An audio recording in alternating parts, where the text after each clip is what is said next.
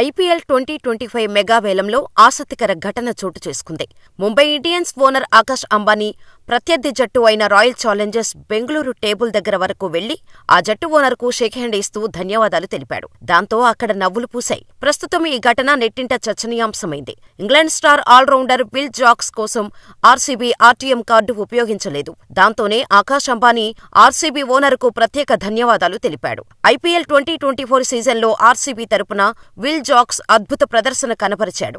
అయినా ఆ జట్టు అతన్ని తీసుకునేందుకు ఆసక్తి కనబరచలేదు. అప్పటికే పేస్ ఆల్రౌండర్ టీమ్ డేవిడ్ను కొనుగోలు చేయడంతో విల్ జాక్స్ కోసం ప్రయత్నించలేదు. 2 కోట్ల కనీస ధరతో వేలంలోకి వచ్చిన విల్ జాక్స్ను ముంబై ఇండియన్స్ 5.20 కోట్లకు దక్కించుకుంది.